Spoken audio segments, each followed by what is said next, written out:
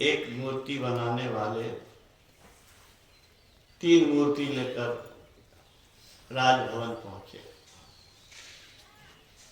कहा इसका दाम 1 कौड़ी, एक का। दूसरे का कहा 1 लाख, तीसरे का कहा अनमोल।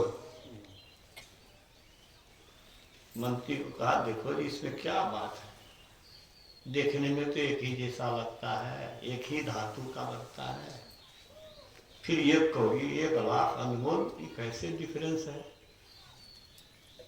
मंत्री ने देखा तो वो भी पाया कि एक ही धातु है, साइज सब कुछ एक है।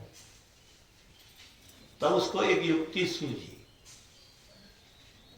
कि कान में छिद्र था तो छिद्र में दिया सीख तो दूसरे कान से निकल गया, दूसरे में डाला तो कान से दिया तो मुंह से निकला, और तीसरे में डाला तो अंदर ही चला गया, निकला ही नहीं। कहा मैं समझ गया हुजूर, इसमें यही बात है। ये मूर्ति लोगों को संदेश दे रहा है कि श्रोता 3 तरह का होता है। एक इस कान से सुनता है, उस कान से निकाल देता है। दूसरा है जो विचारता है और दूसरे को भी सुनाता है, मुंह का भी उपयोग हो गया। और तीसरा है कि उसको हृदय में धारण करके अपने जीवन उसके अनुसार बना लेता है। तो गुरु महाराज ने वैसा किया तो अनमोल हो गए, ईश्वर में मिलकर के ईश्वर स्वरूप हो गए। बहुत कम लोगों को मालूम होगा, अध्यात्म से दूर रहने वाले को तो मालूम ही नहीं होगा कि मनुष्य ईश्वर भी बन सकता है। अवश्य ही स्कूल में पढ़ा होगा भगवान बुद्ध की कथा, भगवान महावीर की बात, भगवान शंकराचार्य की बात, लेकिन भगवान होता है साधना के द्वारा, ये संतों की वाणी से प्रमाणित होता है।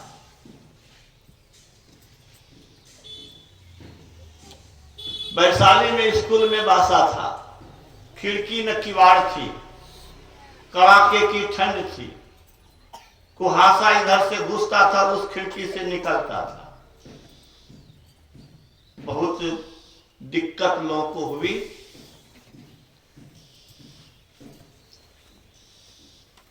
राम लगन बाबा ने कहा कि हुजूर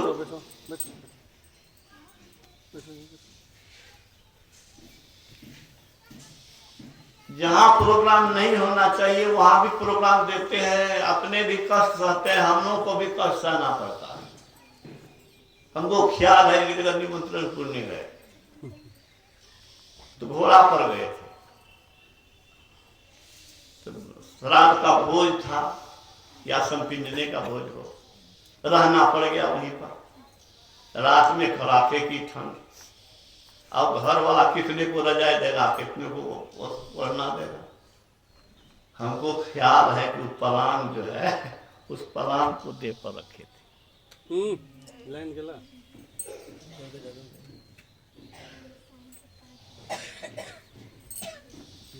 तो कड़ाके की ठंड,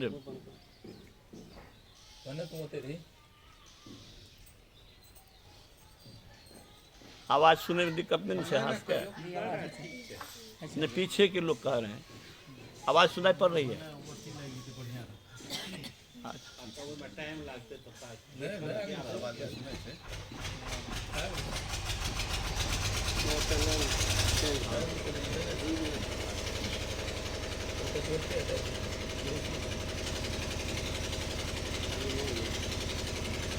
वैसे तो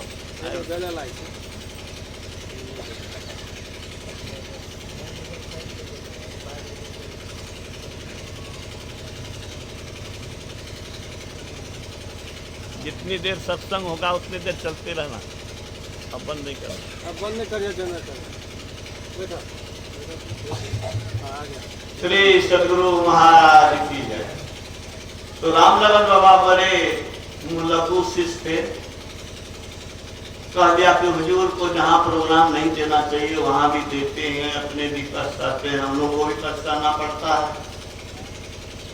गुरु महाराज दुखी होकर के बोले तुम नहीं जानते हो संत हमारी रक्षा करते हैं। तो भगीरथ बाबा जो अभी हैं कुरुसेवी बाबा कहलाते, उन्होंने कहा कि हुजूर संत हमारी रक्षा कैसे करते हैं? वो तो ईश्वर में मिल करके एकाकार हो गए, मोक्ष पा लिए, क्या वे मुक्त नहीं हुए हैं?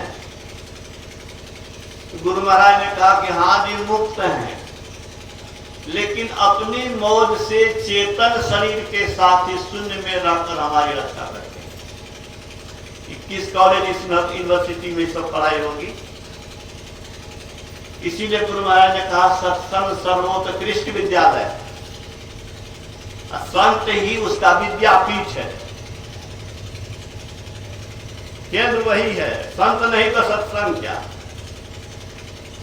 संतवाणी कहिए, संत कहिए, एक ही बात है, उसकी उन्हीं का विचार है। अब चेतन शरीर क्या है लोगों को मालूम कहां से होगा? बहुत सत्संगी को भी इस पर ध्यान नहीं किया। हम लोग जो शरीर में है, जिसके निकल जाने के बाद इसको जला दिया जाता है, वह स्थूल शरीर कहलाता है। कुछ लोग तो भूत प्रेत को नहीं मानते हैं, लेकिन मैं मानता हूं, शास्त्र मानता है, प्रमाण दे सकता हूं मैं। ऋषिगण मानते हैं, गुरु महाराज के पास भी भक्त आए हैं प्रेत बन करके।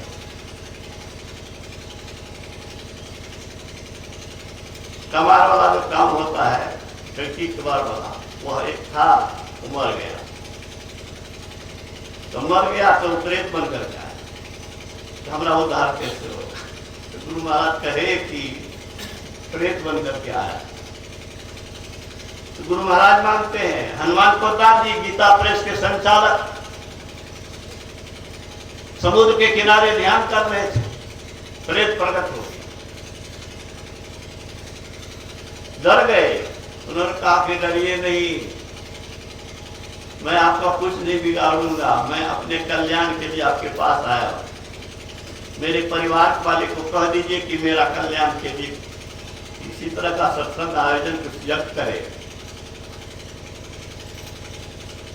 तो मैं ये कह रहा हूं कि ये स्थूल शरीर से निकलने के बाद भी ये जीव जो है 4 शरीर में रहता है, एक चेतन शरीर और 3 जड़ शरीर।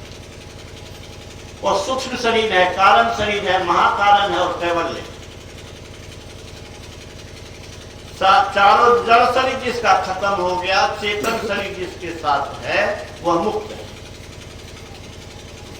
तो गुरु महाराज कहते हैं मुक्त है वो, लेकिन चेतन शरीर के साथ ही शून्य में रहकर रक्षा करते हैं। इसीलिए हम कहते हैं सब संतन की बड़ी बलिहारी। इसलिए तुम लोग भी गाना गाने से क्या मिलेगा बोलो? संत रक्षा करेंगे। कौन कहते हैं? गुरु महाराज कहते हैं हम सब संतन की बड़ी बलिहारी इसीलिए गाते हैं प्रत्येक सत्संग में कि संत हमारी रक्षा करते हैं। यह कोई गीत नहीं है सत्संग का, यह गीत नहीं है, संतों की स्तुति है जिसके द्वारा हमारा आपन रक्षण होगा। तो मुक्ति को पाते हैं इस सत्संग के द्वारा, स्वाधीन होते हैं। और ये काम मनुष्य शरीर में ही हो सकता है, और मनुष्य शरीर इसी के लिए है भी। मनुष्य शरीर इसी के लिए है, यही भगवान राम ने कहा, बड़े भाग मानुष पावा।